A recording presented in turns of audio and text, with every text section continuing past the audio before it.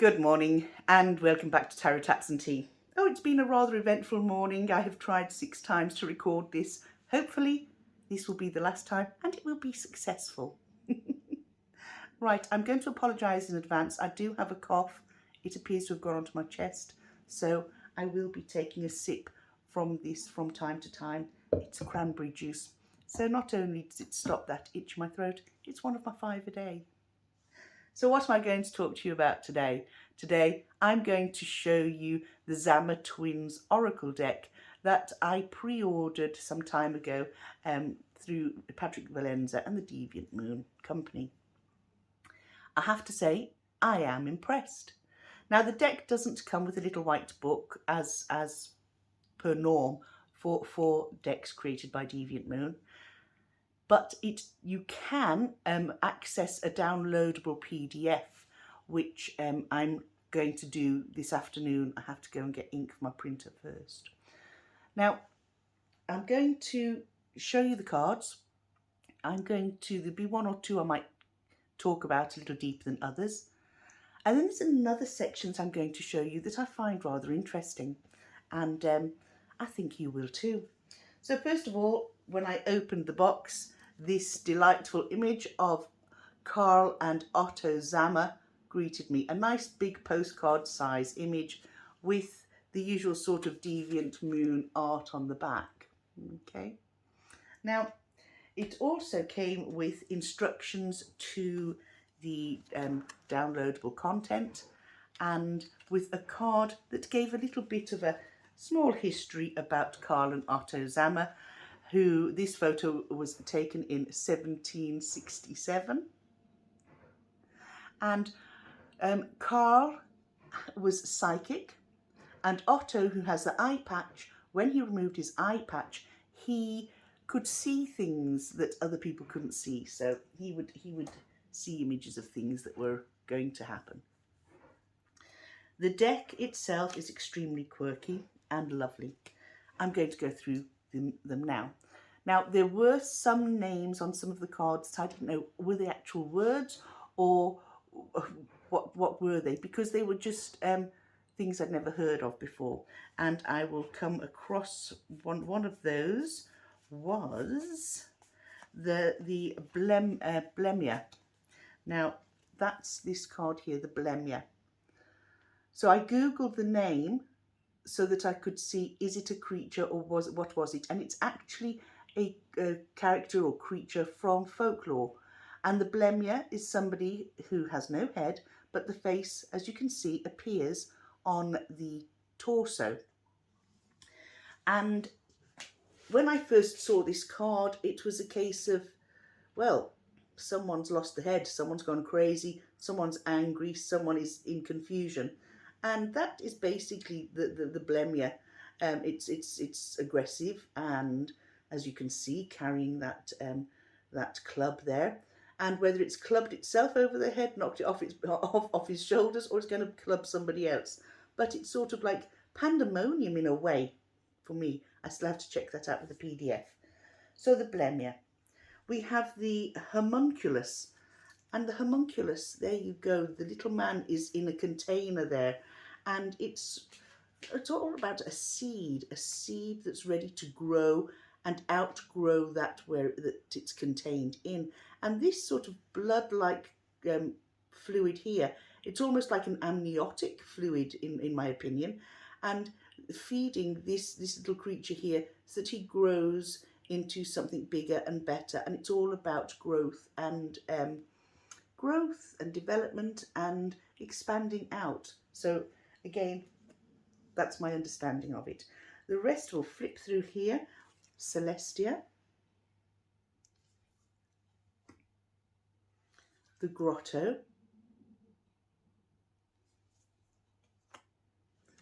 the Automaton or Automaton, Deliverance, which also looks a bit like baptism by fire, the Buffoon,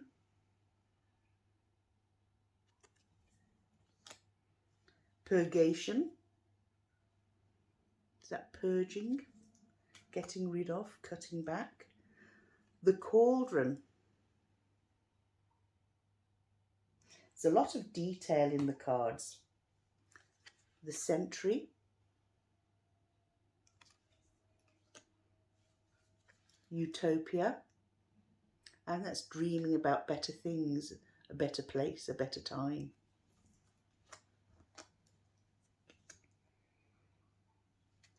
The monkfish.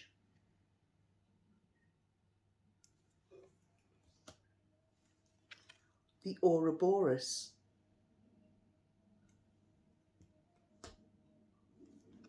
The Ruby Queen.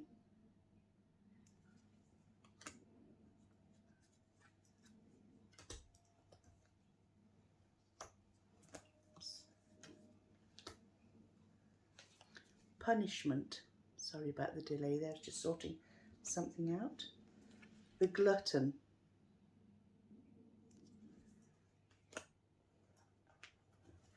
They're all going to slide off there soon, so I'll just pop them in that little pocket. Melancholy.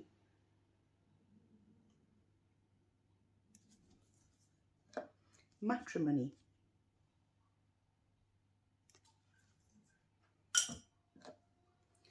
The Wound Man. Now, the Wound Man. There are quite a few in here that I could match up with tarot cards. And for me, that would be the Ten of Swords. However, I feel the meaning is quite different in the sense of the Wound Man appears to be somebody who's almost welcoming being wounded by others. A little bit of a martyr. Somebody that will take on someone else's problems and almost make them his own, and he ultimately becomes hurt by those problems, rather than, in a way, minding their own business and just getting on with things. One thing helping people, there's another thing becoming a martyr and making their problems yours. That is my take of that. I still have to read up on that. The drummer, pretty much marching to the beat of your own drum, doing your own thing, almost like the Chariot. The temple. To me, those people look trapped by the temple, the all-seeing eye watching their behaviour. For me, this is our inner temple and us minding ourselves and our own spirituality. The twins, the Zammer twins as children, as you can see, they're conjoined twins. The mermaid.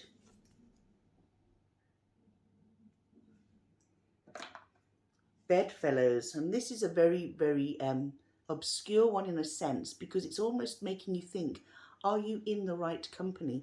Are you in the right company, whether it's socially, whether it's familiar, whether it's in work, in business? What is, look at the tentacles underneath, what is deviously going on? What is there, are there behaviours that are sort of off kilter, off the scale, and behaviours that could potentially be morally bankrupt, really? The old devil.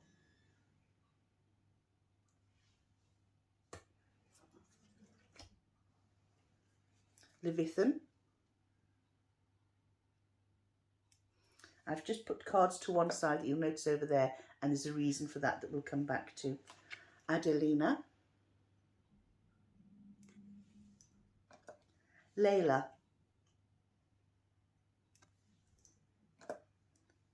The Rebus. The Mandrake. The Fawn. Redemption. The Tree of Life. I like this Tree of Life. Look at that. It's almost like the heavens and the earth meeting, like Mother Earth and Father Sky. If we look, the tree has grown from the ground. Its heart is bleeding, feeding the two below, encouraging growth and nurturing. And yet we have that all-seeing eye and the flames, which is almost as though some form of spirituality is connecting with the tree, causing the earth and the sky to jointly nourish us and enable us to grow. Separation. the drunkard.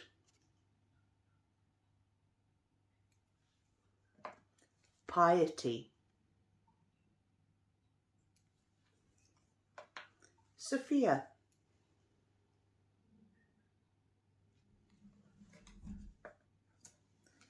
The hag.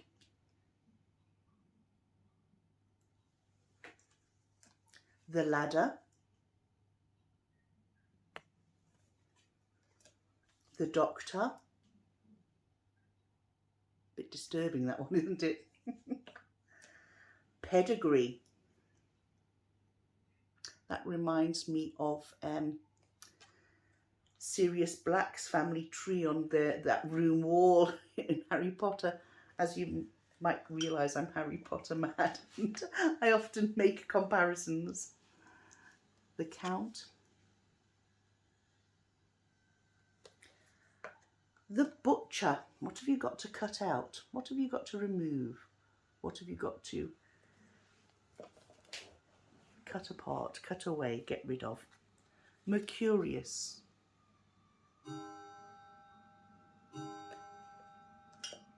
The seraph.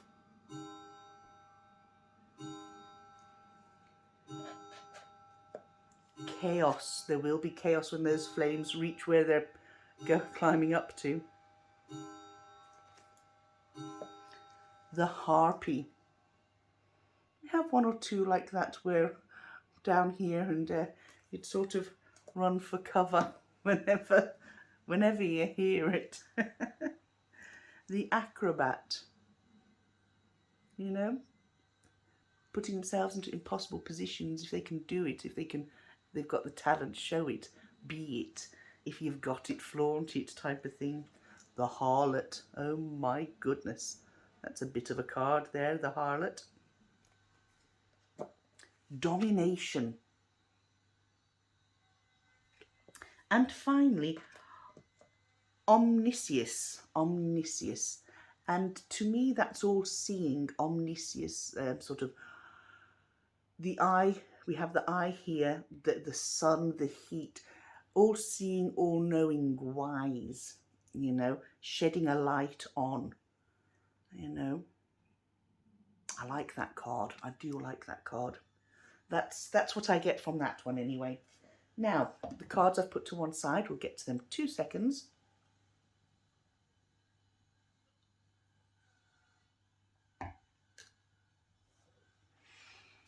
I've put 5 cards away from the actual deck, and you'll see here that I have 5 matching cards with different backs, or not corresponding cards, matching to a degree.